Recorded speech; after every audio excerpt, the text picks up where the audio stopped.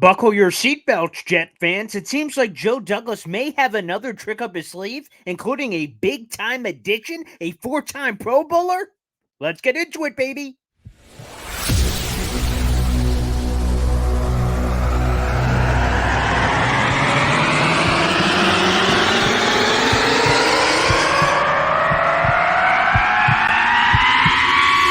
Zoinks! It is unequivocally the Super Bowl for New York Jet fans. Field Yates, baby. Field gosh darn Yates. Let's bring him on the show. Come on, people. Connor Rogers is joining the show. What's up, Connor?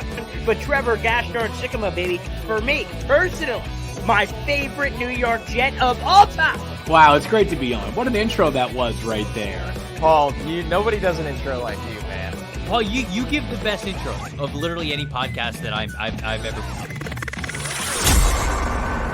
I'm gonna lose my gosh darn bananas.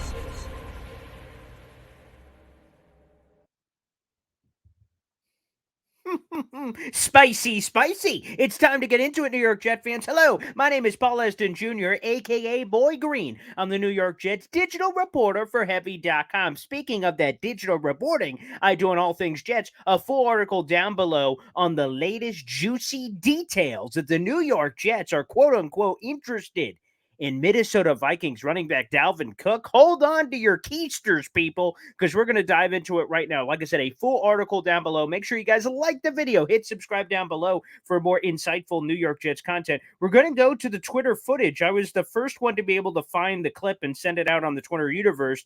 And as you see here on the screen, this is Darren Wolfson. He is a jack-of-all-trades guy, but he covers a lot of things for the Minnesota Vikings, over 58,000 followers on his Twitter account, and he has heard that the New York Jets are, quote-unquote, definitely interested, a new team that has joined the sweepstakes for Minnesota Vikings running back Dalvin Cook. We're going to play a little bit of that footage for you right here, right now. Let's roll the clip. This is from the Minnesota Sports with Mackey and Judd of the Score North Network. They had this insider on Darren, and he gave this new inside info on the Jets and Dalvin Cook. Let's listen in. I'll give you a new team, well, a relatively new team. I think they've been floated, but a new team that I've heard is definitely interested.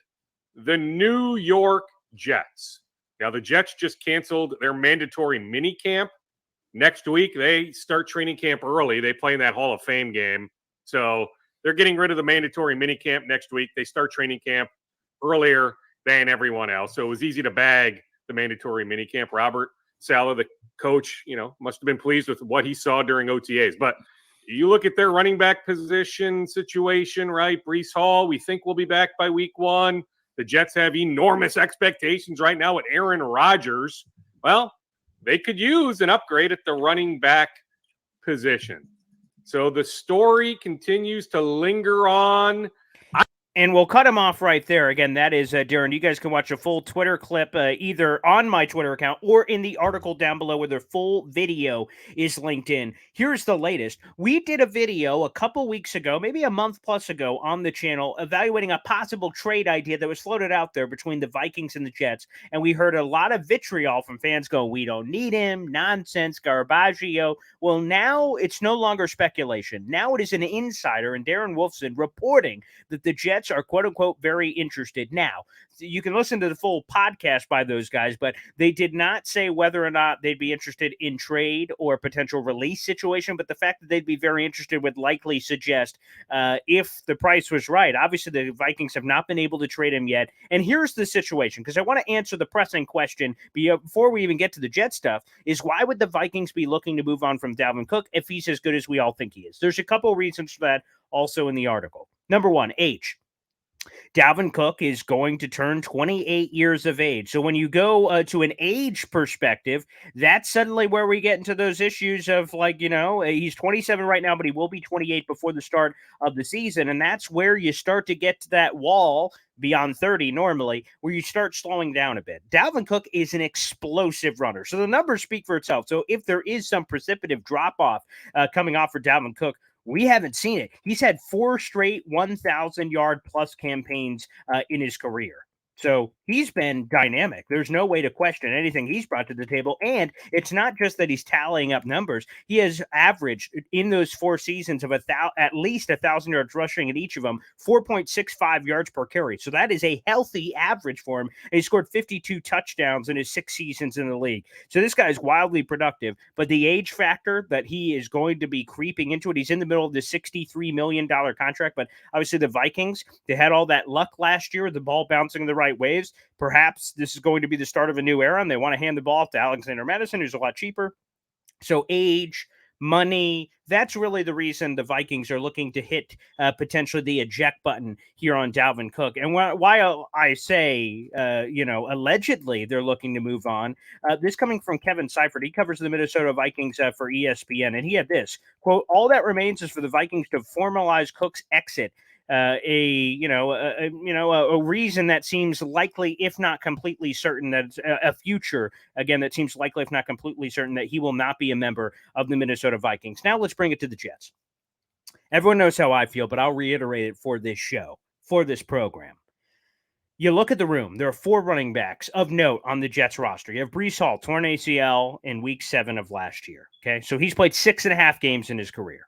Okay, so you have Breece Hall. You have Michael Carter's coming off a rough year, whether it's his fault, offensive line, whatever. Michael Carter coming off a rough year. You have Israel Abanikanda. So really talented player, but a day 3 pick that hasn't played a snap in the NFL yet. So a complete rookie. And then Zonovan Banai, an undrafted free agent from last year who also fizzled at the end of last year. Again, was that Zonovan? Was that the offensive line? I'll let each of you guys interpret that. So the point is that Breece Hall, we're hearing optimism from Robert Saleh publicly, Joe Douglas publicly, the team privately. I can confirm those. Everyone is optimistic and believes he's going to be ready for week 1. No question about it. But if we're being honest with ourselves, as optimistic as the Jets are sounding about this, you can't say it with 100% certainty. Why? People tear their ACLs all the time. I can speak to it. I currently have a torn ACL, so it's a lot more common in 2023, but everyone responds differently. How I recover from this ACL is different from how Breece Hall to Adrian Peterson to this guy, that guy, or any guy. So everyone recovers differently, and you don't know till you really know. Now, Breece Hall, of course, today at OTAs here on June 6th, he was already doing cutting, which is a major step in the ACL process. I could tell from my doctors telling me that the goal in the future is being able to cut left to right. Running straight is going to be no problem from what the ACL does for you from that perspective. But being able to cut is a major step in the process. So Breece Hall doing that today on video is great. That is highly encouraging. But here's the thing. The Jets are all in. And if they're all in and you unbiased look at this backfield, you can raise all the questions I just raised. And then even your top guy, Breece Hall, is coming off a torn ACL. So really, when you consider it, there's a lot more question marks in the backfield than Jet fans want to admit. So if Dalvin Cook, whether by hook or crook, whether by trade for a 7th round pick, which, by the way, Kevin Seifert also said the Vikings would be interested, and even potentially a modest return. We're not talking something crazy. Could be a late round pick, could get his services. Maybe he ends up being cut. And if he ends up being cut,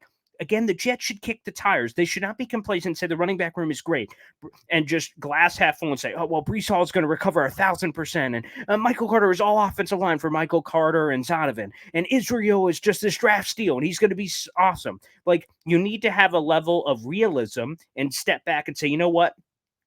Dalvin Cook is better than any running back on the Jets roster right now. That's just facts. He's a 4-time Pro Bowler. His numbers speak for itself. He's been wildly productive.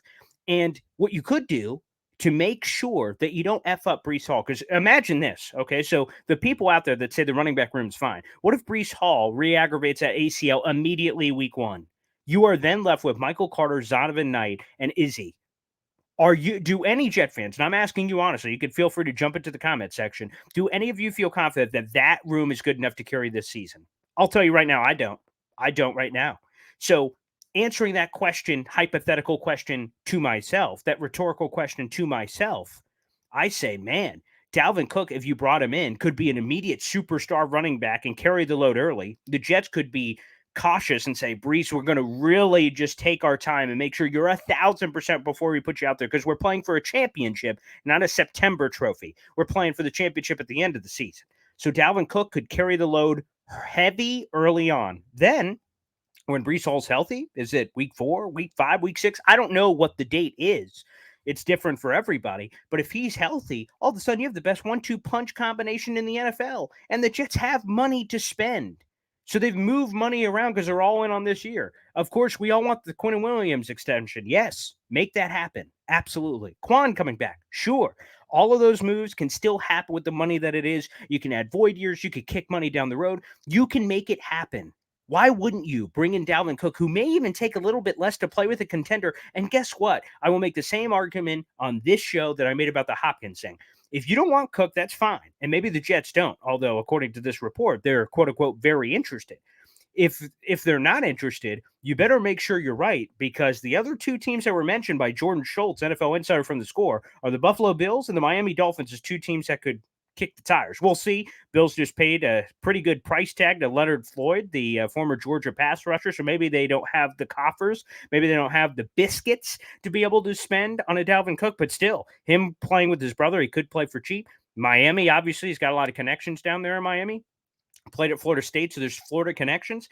The Jets could potentially get him for cheap. If he wants to play with Aaron Rodgers, go try to chase a ring. And again, for the Jets, you need to not be complacent. You have to be willing to upgrade every unit on this team, and running back is certainly a unit that you could upgrade and feel even better about. That should be the goal this offseason. Joe Douglas should look at every piece of the roster and say, we feel really good, really good, really good, really good. Now, it's not possible to build Rome in a single day, but the Jets have been building this thing for a couple of years. You want to feel as great as you can about every position, because injuries can always happen and change your dynamic.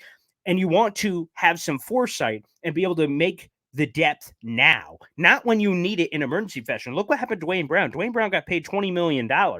He wouldn't have gotten paid $20 million if you weren't desperate. When Mekhi went down, you said, oh, shit, we need to do something crazy. So instead of waiting for the doomsday scenario to happen, Breece Hall gets hurt again, or God knows what, and then you're desperately trying to make a crazy move, prepare yourself for these scenarios. And Dalvin could be one of those scenarios that is certainly worth kicking the tires on, and unquestionably would be a major, massive upgrade in the backfield.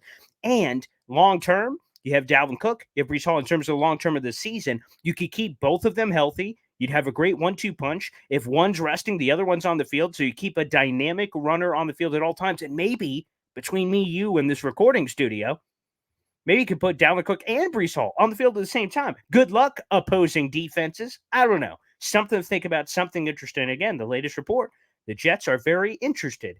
So, hey, maybe the Jets could make a splash. Maybe Joe Douglas has one more move to make in all of this. Let us know what you guys think in the comments below. Is this crazy? Are you on board? Did I convince you at all? Let us know in the comments down below, and make sure you like the video. Hit subscribe down below for more awesome content. Quick shout out. If you guys missed it, I interviewed Seth Bradley, the New York Jets director for One Jets Drive. That is both in our live tab on YouTube and our original video tab. Check out either one. It's the same video in both. We talked about Jet fans possibly being on One Jets Drive in the future. Check that out. Also, some Hard Knock stuff and Aaron Rodgers. So make sure you guys check out that latest interview. We'll have more interviews throughout the summer. Thanks, everybody, for tuning in, and we'll see you next time here on the channel.